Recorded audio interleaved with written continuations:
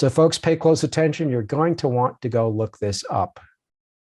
And I give the full details completely documented in the second edition of the Antichrist and Cup of Tea.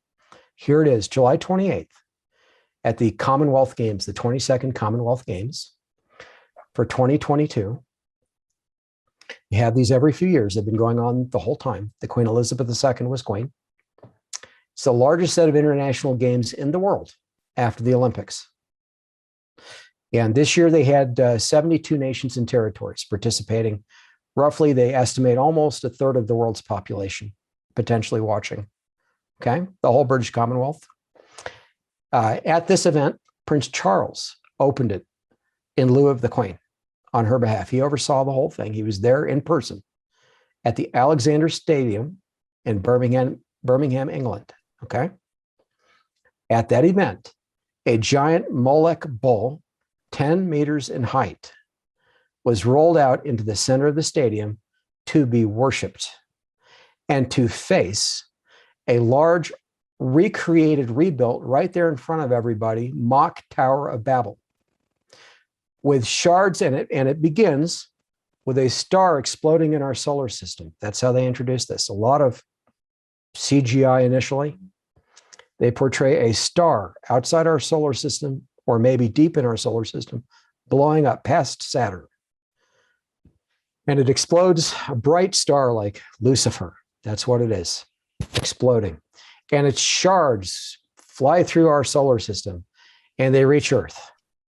And they land in all the nations of the Commonwealth. And these 72 quote unquote dreamers, New Agers, find these shards outside their homes. They retrieve them. The first person to do so is named Stella. She picks it up.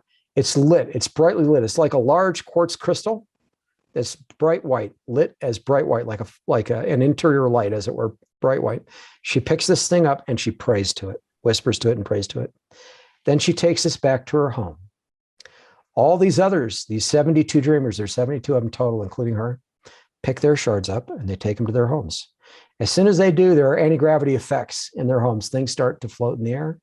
And then their homes are lifted up off the ground with these people in them, and they float across the Commonwealth from other nations and across the UK, across seas and oceans and lakes and forests and so forth to Birmingham, England, to be over the stadium. All these homes floating over the stadium, and then they land. And the dreamers exit them in front of the audience. And they have the shards in hand. The bull then comes onto the stadium, pulled by slave women, slavish women on chains. The bull, they portray this, rebels and detaches from the chains.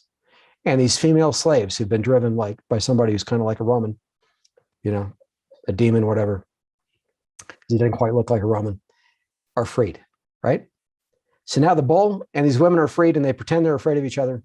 And the bull goes on to the center of the stadium, and these quote unquote dreamers, these New Agers, encircle the thing.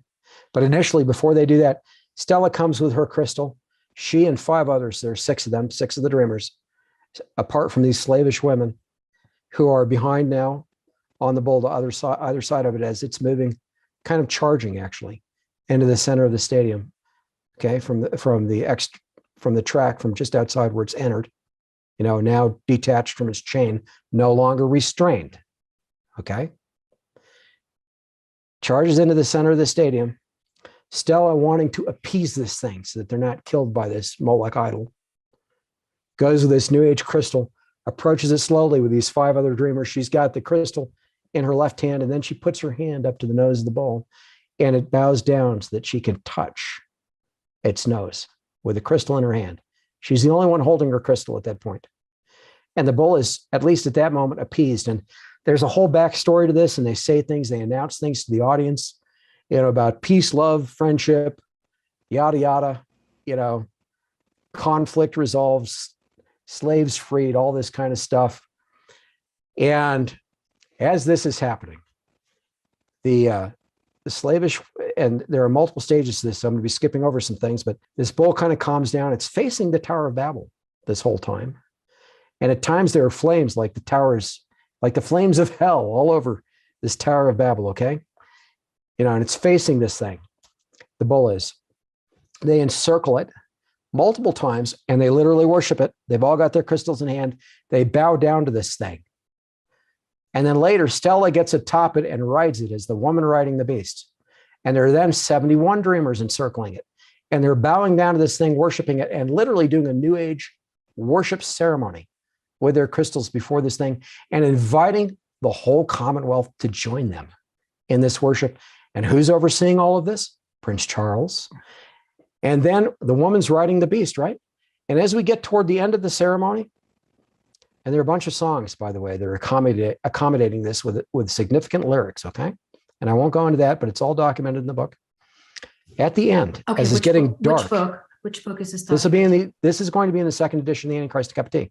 One reason it's a little bit delayed is I have to get this in there. It's too critical. Okay. Right there at the end, the bull is rearing back. So it's rising up on its front feet. Okay. And it's encircled by the flags of all these nations, the 72. They've literally placed their flags at the base of this thing. So not just worshiping it with their crystals and all the rest, and not just being ridden by Stella, the woman riding the beast. Now the tower is rising again before this beast. It's been built. And all the nations, by the way, their names have gone across this tower already, at this point been displayed on its surface. At the top of this tower, I told you those shards came down earlier from the heavens, this blown up Luciferian star, representing the devil, reaching the earth, falling to the earth. The devil falling to the earth, okay? And being taken up by these New Agers. So they all approach, they leave the bull now, but the flags are at the base of the bull, showing the nations are all worshiping around this bull, the 71. And I'm going to come back to the number 71. It's extremely significant. But at any rate, they all come to the base of this tower with their shards in hand, and they stick them into the side of the tower, and they ascend visibly through the tower. And as they get toward the top of the tower, they form this ball, the original star that blew up, reconstituted, and then it rises above the tower, and you get this huge disco-like ball atop the tower that's lit up very brightly, and a beam of light goes between that ball and the chest of the bull. Now it's nighttime at this point in Alexander Stadium, an open-air stadium, so you can see these lights, but they're portraying the rebuilding of the Tower of Babel in our day, with Lucifer being over it, being worshipped by all the nations of the world. And why do I say all? I said that the 72 dreamers were for the 72. They're for the 72 nations and territories of the British Commonwealth, right? Stella being the 72nd, she's riding the bull. Why 71 worshiping around the bull? Okay, how does that represent all the nations? Well, here's the deal. At the Feast of Tabernacles every year, Israel would sacrifice 70 bulls, not 71, 70. And Israel's rabbis historically understood that to represent the nations that came out of the scattering from the Tower of Babel. So they took those 70 to represent the nations of the world. And the way Christians and often the rabbinic community have interpreted those 70 bulls that were sacrificed, they would say, well, we have our God and we worship him and we do sacrifices on behalf of Israel. This is how it would be interpreted, right? So these 70 are for the nations. And oftentimes Christians look at that and they think this is a sacrifice on behalf of the nations, so that maybe their sins would be forgiven. The ones who don't worship the God of Israel at the Feast of Tabernacles each year, it was never that. That is not what it ever in history represented. So I'm going to come back to what it did represent in a moment. It did represent the 70 nations. That's correct. But the reason there were 71 around the base of this bowl is because Israel was included. You see, the nation of Israel came after the 70 at the Tower of Babel, right? Interesting. So now they're saying, oh, Israel, by the way, you're not going to worship your God anymore. You're going to worship Lucifer with us. So there are 71 instead of 70 at the base of this bowl, led by the woman riding the beast, representing, if you want, the harlot church under the Antichrist, okay? Well, what were the sacrifices really about at Tabernacles, the 70 bowls? Was it for the sins of the nations? I'm going to tell you no. It was their death and destruction, their crushing by the Messiah at Armageddon. That's what it really represented. When God, our God, sacrifices the nations like brute beasts, man without understanding is like the beasts that perish. That is what Scripture tells us multiple times. Those nations that did not worship God, that were at the base of the Tower of Babel historically, were not worshipers of the real God. They were engaging in paganism. And God scattered them to the nations. He brought a nation separate from them, a new nation, Israel, the 71, the 71st, okay? So we can look in Revelation 19, in Ezekiel 39. We can see that when the Lord is done with Armageddon, that the birds of prey come down to eat the flesh of the slain. Like beasts, right? The flesh is slain, like man without understanding, sacrificed like beasts. How do we know that the world is like beasts in that context to God? In Acts chapter 10 through 15, in chapter 10, Peter was shown a scroll. He was atop a house, a rooftop. A scroll rolled down from the heavens before him. And in it were beasts of all kinds, creatures, crawly things, right? Right. Different kinds of life. And 3 times God said to Peter, arise, slay and eat. And 3 times Peter refused. He rebuked God. He said, not so, Lord. Almost in an angry tone, not so, Lord. Nothing common or unclean has ever entered my mouth or passed my lips, right? And the 3rd time, and each time God said to Peter, what God calls clean, do not call what God, I forget the exact wording, but what God sanctifies basically don't call common or unclean. That's essentially what he says to Peter each time. And at that moment, the scroll disappears. But the whole point is these nations that Peter saw were represented as unclean beasts. And most of the nations of the world, many of them, even to this day, have unclean animals, what would biblically be considered unclean to eat, as their symbols. Oh, interesting. So when these bulls were sacrificed, on behalf of the nations, in this case, they were symbolizing the Molech worshipers being killed by Christ at Armageddon. Okay? Man without understanding, sacrifice like the beasts, like beasts. And that's what we have. We have an attempt under Prince Charles, now King Charles III, to flip all that on its head and to get modern mankind to worship the devil with this ancient Molech imagery, to invite mankind to do that and to suggest that Israel is going to be a part of it. That was July 28th this year at the opening of the Commonwealth Games. So for that to happen, and then Charles to become King Charles, right after that, King Charles III. Wow, the timing. It's incredibly significant. Yeah, the timing is amazing. Oh, and I'm going to wrap it up with one other point, which makes all of this that's very significant even more so. If you could imagine that.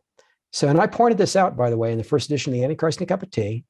It's also been in drafts of my Messiah History in the Tribulation Period since the 1980s, some of which I circulated about 30 copies to earlier reviewers in the early 1990s, okay? Before, a long time before the Antichrist and Cup of Tea was published. So I'm not just saying this now. I've said this from the beginning. There was never anything such as a revived Roman Empire. Doesn't exist, never existed, never will. That's a misunderstanding of Scripture. What there is instead is a revived Babylonian Empire. Interesting. So you'll recall Nebuchadnezzar's statue, right? Starts out with a gold head, and then it leads to the 10 toes, which are the final form of the Roman Empire, right? Babylonia was destroyed historically, went away, right? But at the end of the tribulation week, what city gets destroyed? Mystery Babylon. That is the city that rules over the kings of the earth, right? That is the city destroyed right before Armageddon in Revelation 19. Mystery Babylon. That is the city that rules over the kings of the earth under the Antichrist, right? So what does that mean? There's a revived Babylonian empire. And the final form of the Roman Empire, where these 10 toes, these 10 kings actually come on the scene, where the global government is constituted, that is nothing less than the revived Babylonian Empire that has come out of the Roman Empire. It's the final form of the Roman Empire, but it's also a revived Babylonian Empire. For them to then go now, right before he becomes king, and particularly if we're already in the tribulation week, approaching the Great Tribulation, which if we are already in the tribulation week, that would mean the Great Tribulation will start less than 2 years from now. Okay? Which less is than then 2 years. Which is then 3.5 years. Right. 3.5 years from the start of the 7 years, if we're in the tribulation week. And I don't know if we are yet. But regardless, for it to be at this point in history before he becomes king, to now say, we're reconstituting the Tower of Babel. We're putting Lucifer as the all-seeing eye, the king over this whole thing. And we and you are to worship through Molech, this bull idol. And here's the other clincher. Moses came down off Mount Sinai with the initial set of tablets to find Israel had reconstituted that bull, the golden calf. It's the same thing. It was the Apis bull of Egypt, the same thing as Molech for Molech and Baal, like Ra and Apis for Egypt, okay? Same thing. Moses comes down off Mount Sinai with God's commandments and finds Israel worshiping this thing. Right. Throws down these commandments and judgment follows, right? Disgusted with Israel. And it's so serious that God is ready to annihilate Israel from the face of the planet and make a new nation out of Moses, right?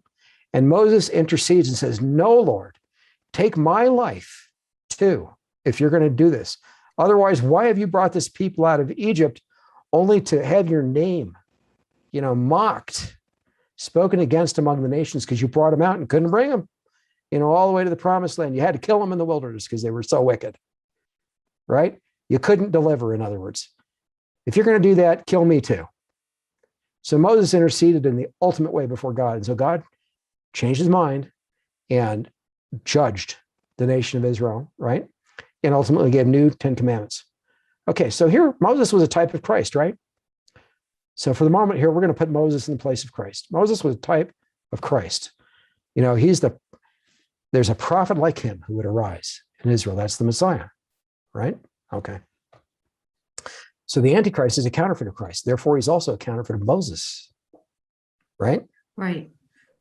So here's Prince Charles. At the beginning of this event, the bull hasn't been brought out yet, not unveiled. The bull is brought out. Then these runners that have traveled, these athletes that have traveled through all the nations the prior year, bring this baton, which is shaped like a torch, to Prince Charles. And this is after all this stuff has happened around this bull. And Prince Charles has been overseeing the whole thing. They bring this torch and they open the top of the torch and a little scroll is pulled out of the torch. And the lady who's over the Commonwealth Games unscrolls it, hands it to Prince Charles, and he reads it as a message from his mother to bless the event. This is like the 10 Commandments. This is the counterfeit in this case. Moses coming off the mountain, Prince Charles overseeing this event. Moses seeing Israel worshiping the golden calf and being furious, and casting down the 10 Commandments. Prince Charles seeing the nations worshiping the Molech bull.